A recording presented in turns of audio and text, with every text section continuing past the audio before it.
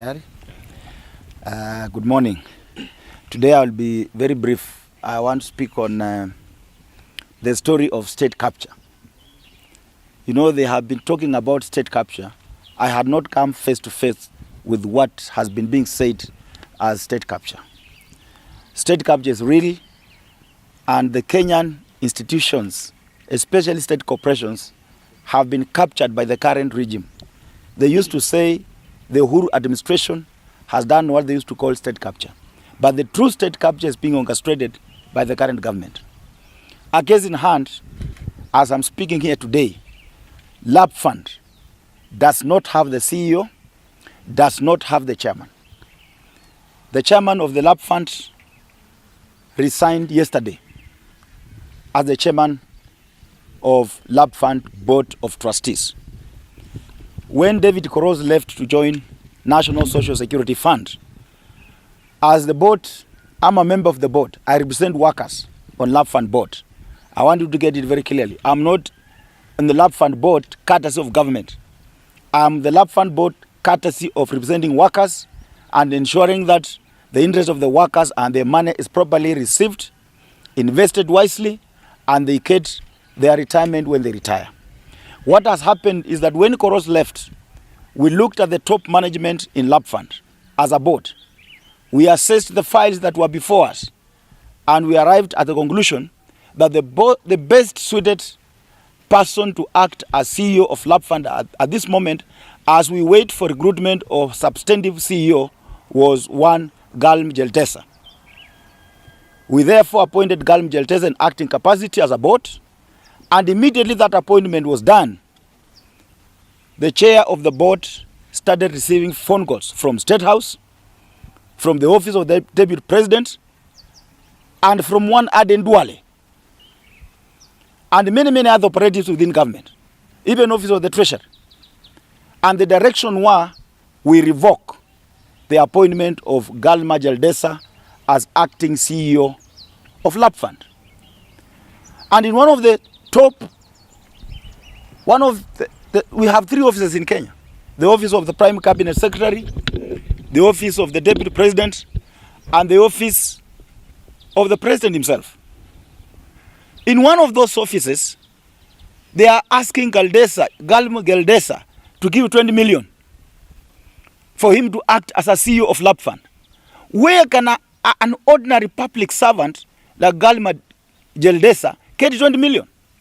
And somebody speaks shamelessly that you cannot be given that office and you are not giving us anything. There is true state capture. I have witnessed it.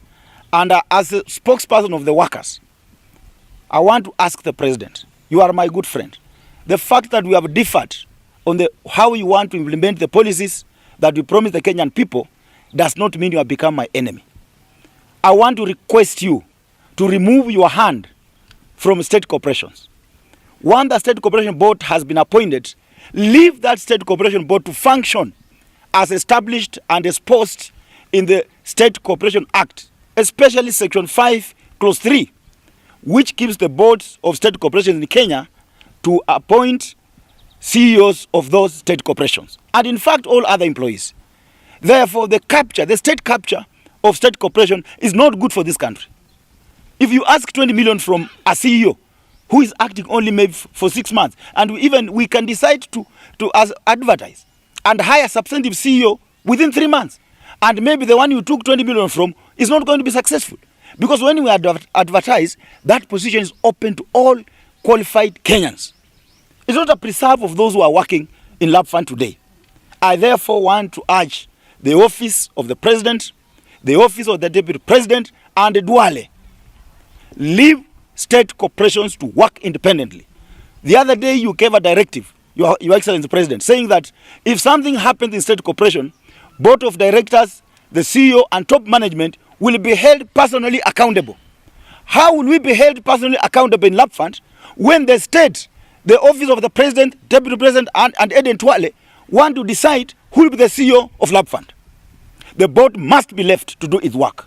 I want to assure you, those who are telling the president that Panyako is a parabolic, let me tell you, I became parabolic when I differed with you. And those Kenyans who agree with me, you are telling them they are parabolic. Some of you don't even know what it means. I want to assure Your Excellency that you are my friend and you remain my friend. In my resignation message to the forum of NEC, I said clearly that in 2027, I will still consider supporting the president if it will be tenable then. But for now, it is not tenable. For now, I cannot support the programs of the president, including state capture. You have been preaching that you want institutions to be independent. What are you doing in lap fund? Kashakwa, toa mkono wako lap fund. Wachana na lap fund kabisa. Hiyo ni pesa ya wafanyakazi. Hatutakubali uwe nani kucheza na pesa ya wafanyakazi. Mimi nikiwa niko hai na nikiwa nimepewa nafasi ya kuwakilisha wafanyakazi kwa lap fund, hakuna pesa ya wafanyakazi itaondoka. Na ndio mnataka mchukue hii tena muweke housing levy tena mchukue. Maana housing levy hatujui kama ni merry go round, hatujui kama ni sako, hatujui kama ni benki, hatujui kama ni pension scheme. You just want to get workers money. Hata hiyo pesa ikikatwa na employer leo, employer hajui itaenda wapi. We don't know where the money will go. I want to urge my good friend, Your Excellency William Samuel Ruto, the Deputy President, Honorable Kashakwa, Honorable Duale, leave lap fund board of trustees to operate. Right now, the fund is in limbo. No activities can take place in lap fund because we don't have a chair. Because the chair resigned. He has been embarrassed. The chair cannot write a letter appointing an acting CEO under the concurrent of the board, and then you force that chair to revoke. After you appoint someone for one day, then you say it has left the following day. What kind of a joke is that? I will say without fear of contradiction, I'm not scared. Mtu akufi kutoka asubuhi mpaka jioni. When you fix a bullet in my chest, I'll just die instantly. And I will die a hero. I will not die a coward. Those cowards surrounding the president, cheating him that all is well. Very soon you will see. The government is falling apart. PS left the other day. Panyako left the other day. Daddy, chair of the board of lap fund, left yesterday. It cannot be good when people have started leaving. You cannot be in government less than a year and guys are going away. Something is wrong, Your Excellency. Those psychophants around you are cheating you. Things are not good. And any man and woman of integrity will soon be leaving your government. Because the current type of manipulation that people around you and your office and the office of Deputy President and Eden Twale, how they are manipulating state corporations in this country is unacceptable. If no one is telling you, Your Excellency, I will tell you. Because I don't fear anybody. I only fear God. Mimi siogopi mwanadamu. Kama una bunduki, una polisi, una army, una hata wakora, tuma hao wanimalize. Lakini as long as I have the mouth and as long as I live, I'll be on the right side of history. Thank you.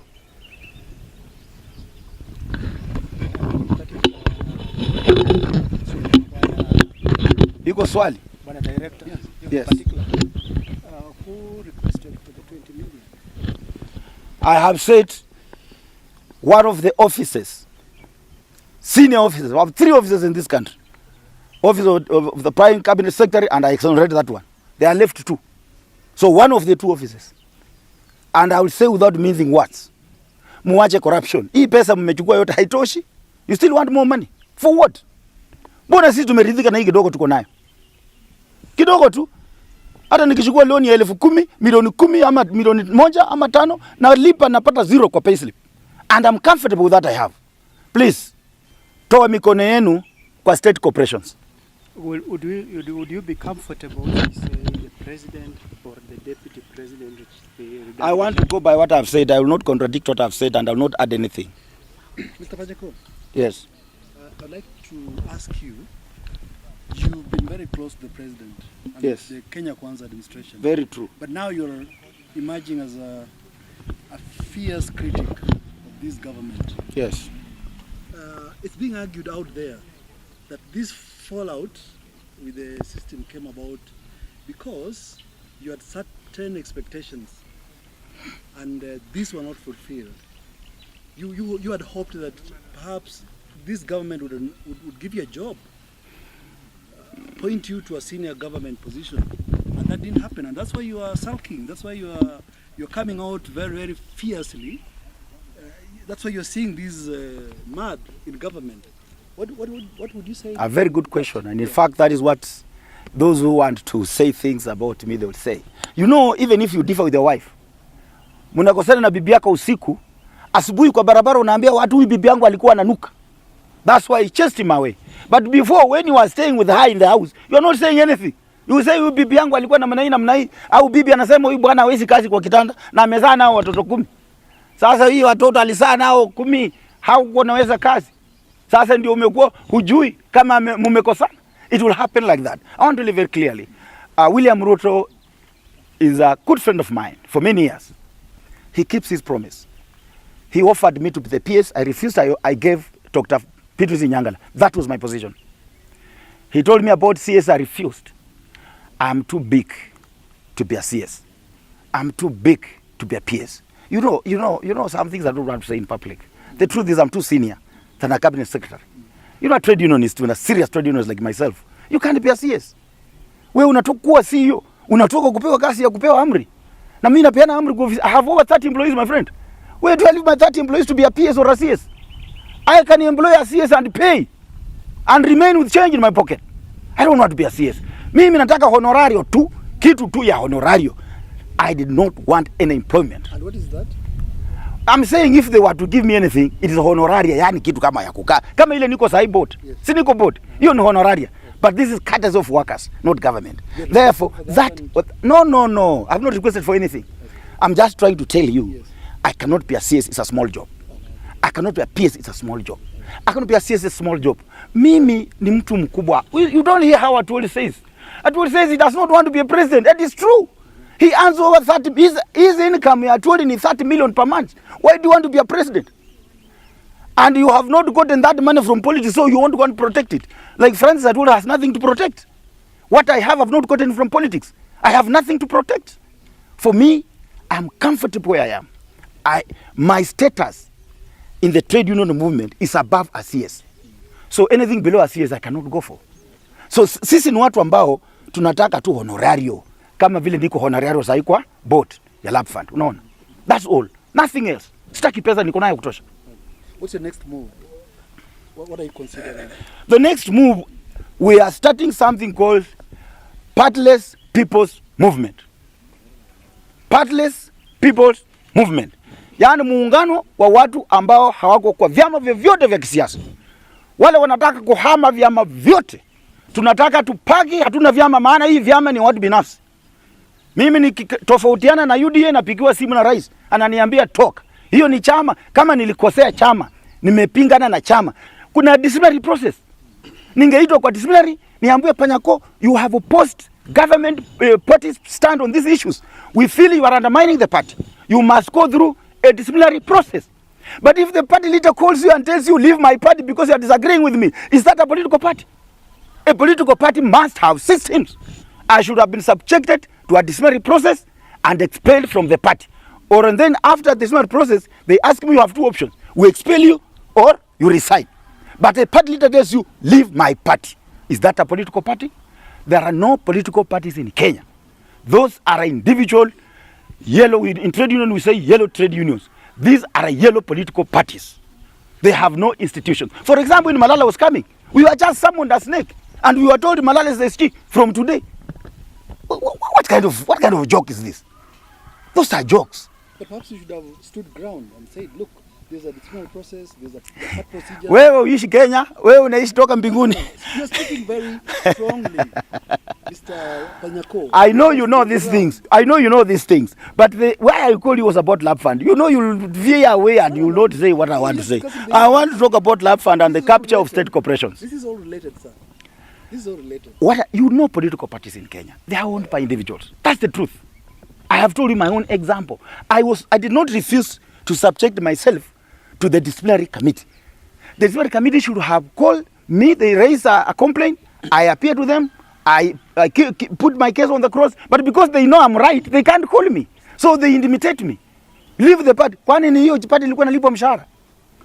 Ama ni nini ilikuwa napewa kwa hiyo chama? In fact, I did a lot to change the feelings of people in Malava on this political party. And that's how we got the vote that we got. But definitely I want us to stick to the agenda of lap fund and state capture. Thank you. So maybe the last one. Yes, on lap fund, don't go away. Don't bring politics too much in this, No. because they will you will end up mixing politics and mambo ya lap fund. From what you've said, Yes. you said you were intimidated. So You see, you are still going to politics. Did you resign yourself? You make the resignation. By the way, as we are talking now, I'm still the deputy vice chair UDA in charge of programs. I have not officially resigned.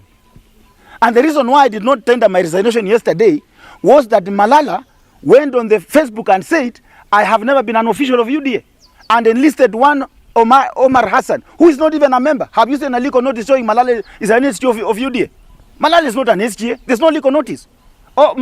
This man we are saying vice chair is not. If Malala is an SGA of UDA, let him bring today in the public any legal notice gazetting him.